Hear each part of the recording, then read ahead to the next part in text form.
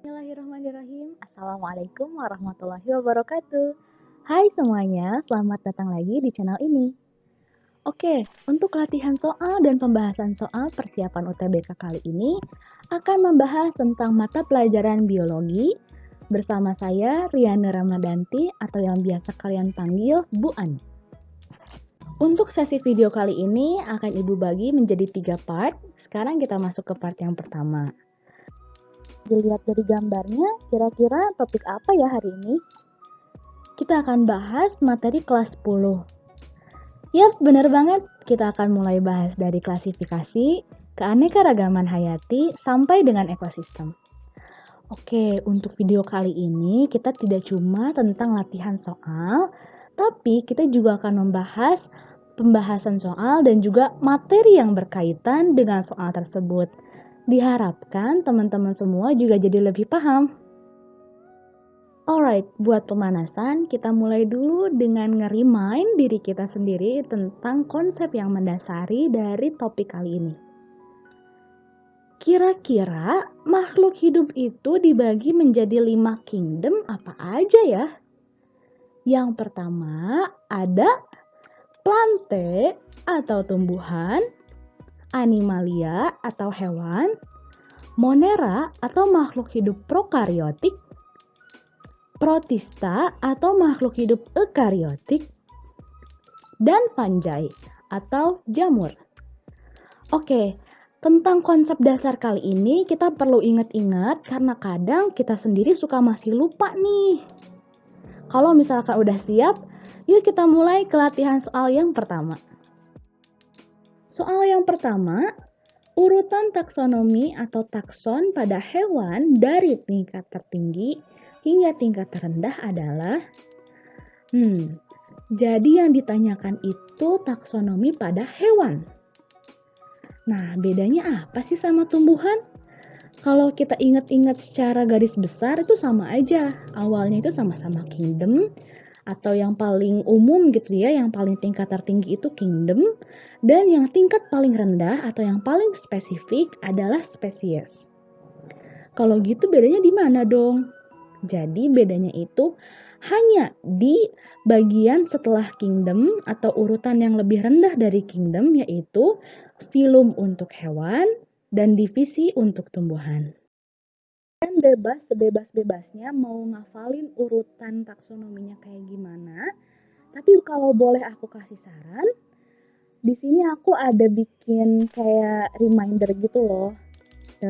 Kayak gini ya contohnya. Misalkan ini untuk tumbuhan gitu ya, ingetin urutannya. Jadi kidi, keba, sumaje. Kingdom, divisi, kelas, bangsa, suku, marga, jenis. Jadi makin bawah makin spesifik. Kalau misalkan hewan berarti kingdom, filum, kelas, bangsa, suku, marga, jenis, kivi, keba, sumaje. Urutannya itu dua-duanya, mau itu hewan, mau itu tumbuhan, pasti sama aja. Perbedaannya cuma di daerah sini nih. Cuma antara divisi sama filum. Paham ya? Udah Ibu ulang-ulang. Nah, berarti kita lihat dari tingkat terendahnya itu kan pasti spesies nih ya. Nomor D berarti udah nggak mungkin.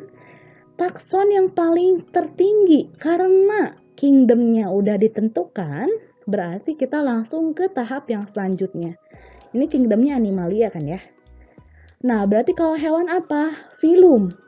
Nah, sayangnya di sini kita ada dua nih yang diawali dengan filum dan yang diakhiri dengan spesies. Lihat sama-sama atau ingat-ingat sama-sama urutan yang benar yang mana gitu ya. Spesies, bagian yang paling general atau yang lebih general dari spesies adalah genus atau marga. Ini ya, genus, kemudian family kalau dikebelakangkan, ordo, kelas, filum. Berarti jawaban yang paling tepat adalah yang E, filum, kelas, ordo, famili, genus, dan spesies. Karena di sini bagian famili dan genusnya tertukar. Harusnya pasti disandingkan genus dulu baru spesies. Nggak ada famili di tengah-tengah. Paham ya? Yang menunjukkan nama suku atau familia pada tingkat taksonomi hewan adalah jawabannya apa ya? Nah, kalau biologi itu kan terkenal dengan istilah-istilah atau nama-nama yang unik-unik kayak gini kan.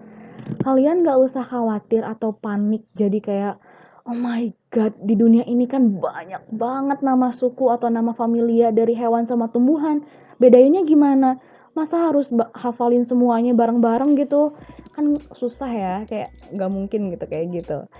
Jadi, untuk menjawab soal yang kayak gini, pada taksonomi hewan, familia itu ujungnya pasti diakhiri dengan ide atau idae gitu ya kata kalian ya. Nah, jadi ide ini untuk khusus nama familia pada hewan. Sedangkan pada tumbuhan biasanya diakhiri dengan kata CAE ini atau C ini ya. Nah, kalian berarti fokusnya sama ini aja nih, antara ide sama C. Jadi, kalau misalkan dari semua jawaban ini, oh familia nih, berarti di antara dua ini aja karena ini bukan, ini juga bukan. Nah, kalau gitu mana nih yang hewan? Ingat, yang hewan itu ujungnya ide. Kalau C itu untuk tumbuhan. Berarti jawabannya yang D. Yang ini simple kan? Latihan soal nomor 3. Keanekaragaman hayati yang berbeda pada tingkat genusnya ditunjukkan oleh kelompok organisme yang mana nih? Jadi keanekaragaman hayati itu ada 3 jenis ya. Ada tingkatan gen, yaitu perbedaan karakternya lebih spesifik tapi masih satu spesies. Misalkan manusia kan mau di Amerika, mau di India, mau di Indonesia, itu satu spesies kan. Nah, tapi rasnya itu macam-macam. Rasnya atau bentuk hidungnya atau pokoknya yang lebih spesifik gitu. Tapi tidak menjadikan si makhluk hidup itu beda spesies. Jadi masih satu spesies gitu ya. Nah, contoh lainnya selain manusia, misalkan warna pada bunga. Ini contohnya bunga tulip ya, atau misalkan bunga mawar juga bisa. Mereka masih satu spesies gitu ya, masih tulip gitu, masih mawar, tapi warnanya itu beda-beda kayak gitu. Perbedaannya itu bisa diamati pada bagian morfologinya atau anatominya atau fisiologinya. Jadi yang benar-benar jelas gitu loh, si perbedaannya itu bisa membedakan antara si spesies satu dengan spesies yang lainnya. Contohnya kelompok palem-paleman atau palmae atau palmase gitu ya. Jadi di palem-paleman ini kan kita tahu ya ada pohon kelapa, pohon palem, pohon aren. Nah, jadi mereka itu beda-beda spesies tapi masih di famili yang sama. Tingkat yang paling tinggi atau yang paling besar keanekaragaman hayatinya adalah tingkatan ekosistem. Jadi perbedaannya itu dipengaruhi oleh komponen-komponen ekosistem dan juga interaksinya. Komponen ekosistem itu apa aja sih? Masih ingat nggak? Komponen ekosistem itu terdiri dari komponen abiotik dan juga komponen biotik. Di dalamnya juga ada interaksi. Nah, jadi contohnya adalah ada ekosistem rawa, ada ekosistem laut, ada ekosistem air tawar, dan lain-lain. Jadi kalian udah paham ya, udah jelas. Oke, sekarang balik lagi ke soal. Di soal yang ditanyakan itu tingkat genusnya. Genus itu bukan gen ya. Tingkat gen itu tingkat yang lebih bawah dari spesies. Sedangkan kalau misalkan yang berbedanya itu di genus berarti udah masuk ke bagian spesiesnya gitu bahkan ya. Ada macan dan jaguar nih. Ada tomat dipasangin sama terong atau terung. Ada hiu paus atau whale shark. Ada hiu putih besar juga, ini disandingin atau great white shark. ada jalapeno disandingkan sama paprika. Nah, ular sanca dan piton, guys, sebenarnya mereka itu masih satu jenis ular. Jadi, ular sanca itu nama lain atau nama Indonesianya dari ular piton. Jadi mereka bahkan bukan beda spesies, itu mau sama-sama aja spesiesnya, cuma namanya aja yang beda. Well, jadi yang ditanyain adalah perbedaan yang di tingkat genus, berarti yang genusnya berbeda. Nanti ya. Jadi yang ini udah jelas bukan, karena emang mereka masih satu ular gitu ya. Terus kita lihat nih yang paling mirip mana lagi? Yang paling mirip ini kan? Benar, genusnya itu Panthera. Mereka masih sama-sama Panthera, cuman beda spesiesnya. Nah, terus mana lagi yang kira-kira lebih mirip banget? Yang ini. Mereka masih sama-sama pedas dan terus dalamnya juga mirip ya, kayak ada rongga-rongganya gitu. Si bijinya juga kalau misalkan kita ambil tuh mirip gitu. Ini masih genus Capsicum, cabe-cabean gitu ya. Terus ini Solanum, genus Solanum itu masih sama gitu ya. Jadi antara tomat sama terung atau terong itu masih satu genus.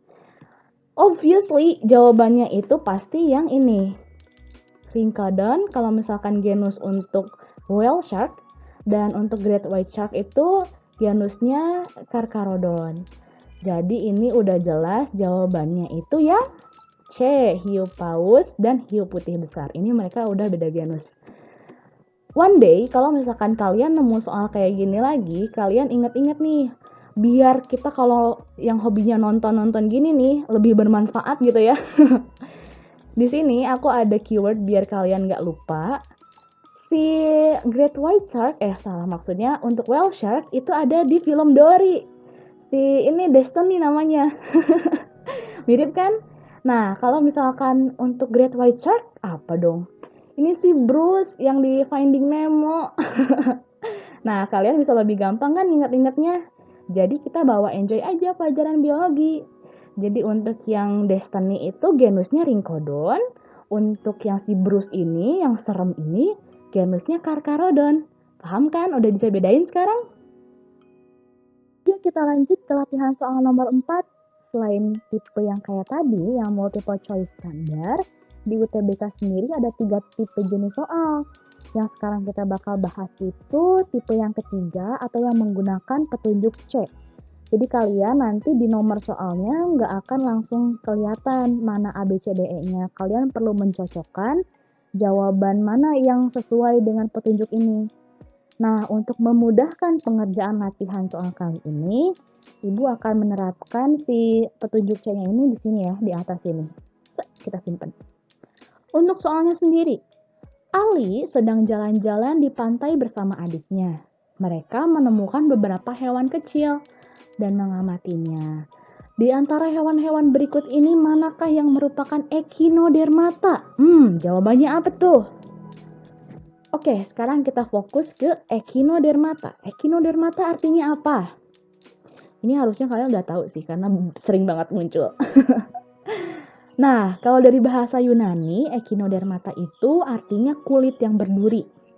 Kita analisis di jawaban-jawabannya, ada bintang ular laut, ada stonefish, kemudian ada bulu babi, ada ikan buntal juga. Kalau misalkan secara sekilas kita ingat-ingat gitu ya, nanti kan di soalnya nggak bakal ada gambarnya. Kalau kita ingat-ingat, mereka itu semua punya tubuh yang tajam-tajam kayak gini. Tapi kita perlu amati lagi. Stonefish itu dia beracun banget, tipikalnya. Cuman dia itu bukan duri. Dia kulitnya emang keras gitu ya. Kalau kalian di pantai, amit-amit gitu ya, kalian nemuin stonefish, jangan injak, jangan sentuh sembarangan, karena dia sangat beracun. Jadi dia itu keras, tapi bukan duri. Dia ya udah namanya juga batu gitu ya. Berarti kalau gitu nomor 2, stonefish itu salah. Nah, untuk menjawab soal yang kayak gini, ada cara lebih gampangnya gitu ya, kayak hacknya gitu. Jadi kan nomor 2 udah salah nih. Berarti yang A nggak mungkin kita coret yang nomor 2-nya. Nomor C juga nggak mungkin. Maksudnya opsi C. Kemudian yang semua jawaban benar juga nggak mungkin karena ada nomor 2-nya kan. Kita fokus ke yang jawaban B sama D ini. Nah, karena ini harus ada 2 yang dicocokin, kita ambil yang minimalisir, yang paling kecil gitu ya, yang nomor 4. Opsinya adalah ikan buntal. Ikan buntal atau Mrs. Puff gini ya. Dia itu berduri tubuhnya, tapi kalian perlu ingat nih, Echinodermata adalah kelompok untuk hewan yang invertebrata atau tidak bertulang belakang. Sedangkan ikan buntal ini ya ikan gitu ya, dia punya kerangka tubuh, punya tulang belakang, punya vertebra gitu ya. Dan dia masuknya itu ke kelompok Pisces. Jadi bukan ke yang kelompok-kelompok untuk hewan-hewan invertebrata. Jadi yang nomor 4 itu salah.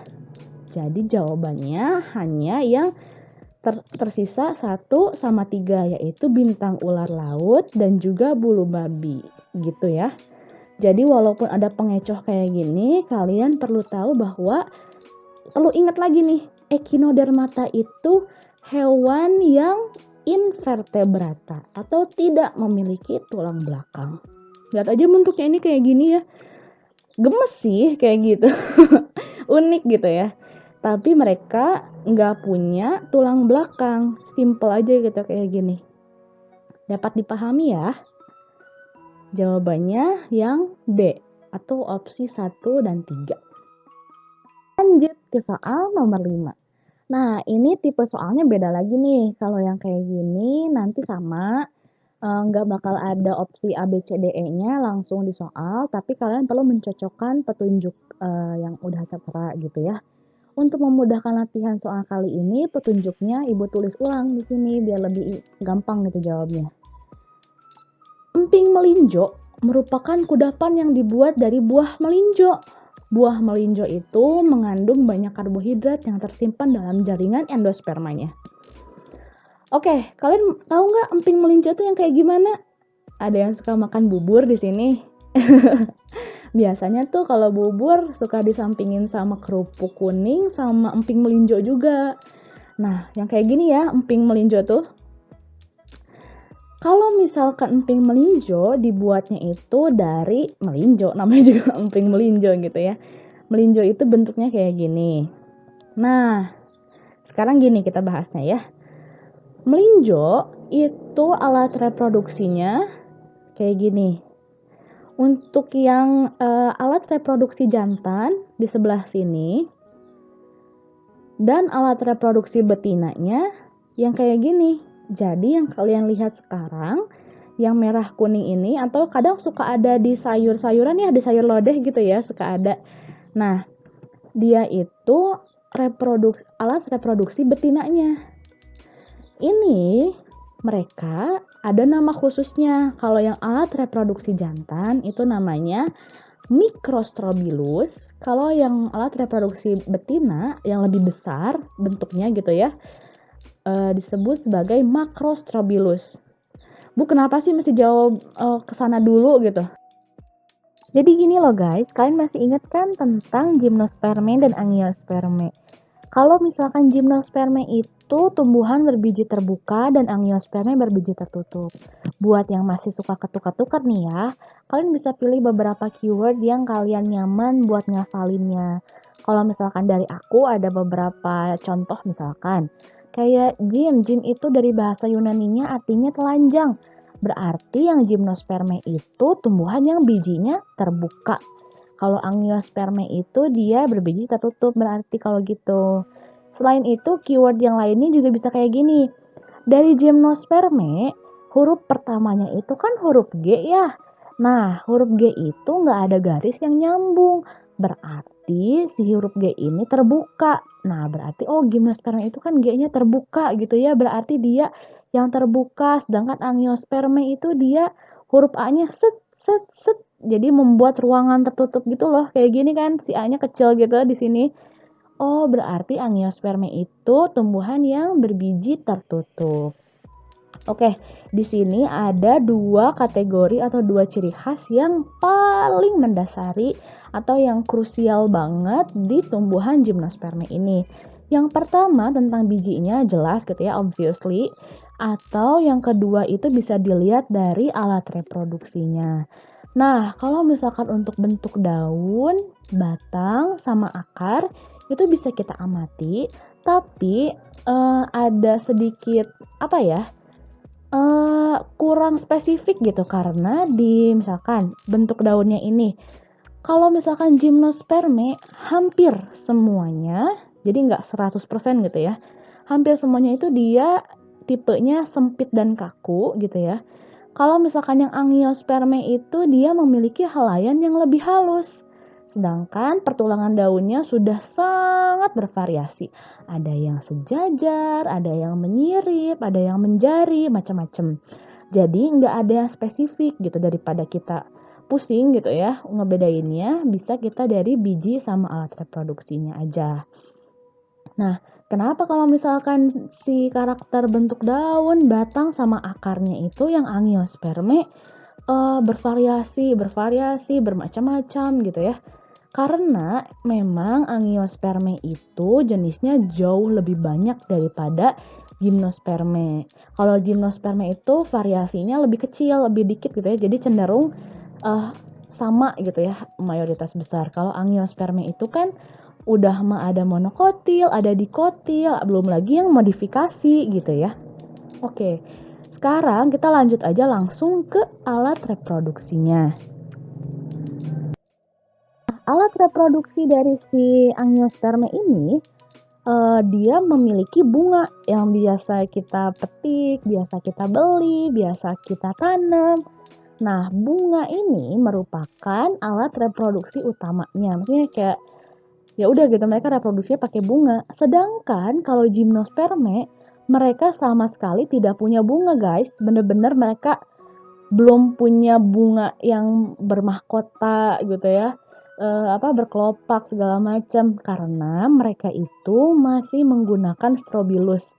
Nah, kayak aku pakai kata masih itu karena seolah-olah Gymnosperme itu jauh lebih primitif daripada Angiosperme.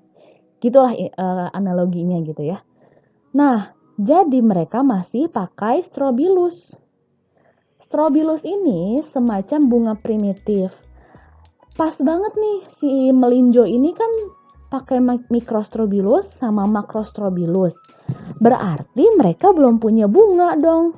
Nah, bener banget karena bunganya itu seperti yang tereduksi. Berarti si melinjo ini merupakan tumbuhan Gymnosperme atau berbiji terbuka. Jadi di sini ya, di alat reproduksinya yang jadi keywordnya. Terus hubungannya sama soalnya apa sih? Oke gini, buah itu terbuatnya atau munculnya dari mana? Dari bunga kan ya? Jadi kalau misalkan kita nanam pohon mangga gitu, terus dia berbunga, terus orang-orang tuh jadi seneng gitu loh, kayak, wih pohonnya udah berbunga, berarti bentar lagi akan berbuah gitu, karena emang buah munculnya itu dari bunga. Nah, kalau misalkan Gymnosperme bunganya aja nggak punya, apalagi buahnya. Kalau gitu, di soal ini kita nggak perlu mikirin yang ini keterangannya dia bener nggak ya melinjo itu mengandung banyak karbohidrat bla bla bla bla bla. Karena di sini aja udah ada yang salah nih. Ini seharusnya bukan buah, ini juga bukan buah, ya udah melinjo aja gitu ya. Nah, berarti jawabannya yang pernyataan dan alasan keduanya salah. Jadi yang atas itu pernyataan, yang bawah itu alasan. Sebab akibatnya kita udah nggak usah pikirin karena emang mereka udah benar-benar salah gitu ya. Paham? Semoga bisa dimengerti ya. Oke, ini tadi kalau misalkan Gymnosperme itu kan memang tidak punya bunga gitu ya.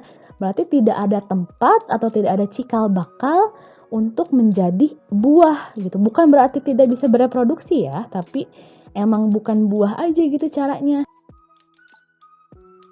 Nah, contoh lain dari Gymnosperme adalah pohon cemara ini ya. Ini contoh dari pohon cemara.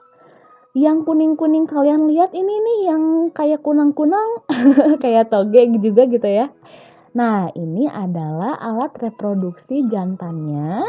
Sedangkan untuk yang betina, dia itu kayak gini nih. Kalau misalkan kita lihat, mirip seperti strobilusnya pinus ya. Kalau misalkan cemara itu kan emang sekilas mirip-mirip banget gitu sama pinus. Nah, kalau cemara itu kayak gini, si strobilusnya. Jadi ada celah-celah gitu, nanti di dalamnya di sini ada calon anakannya gitu. Nah, tadi yang kita bilang nih, yang tumbuhan gimnosperme itu daunnya kaku dan sempit. Nah, maksudnya gimana? Kayak gini. Kalau misalkan kita lihat, kalian pasti pernah lihat kan tumbuhan atau bunga, bukan bunga, sorry. Jadi daun dari si pohon cemara gitu, ada yang suka tergeletak di tanah atau bahkan kalian sendiri yang petik.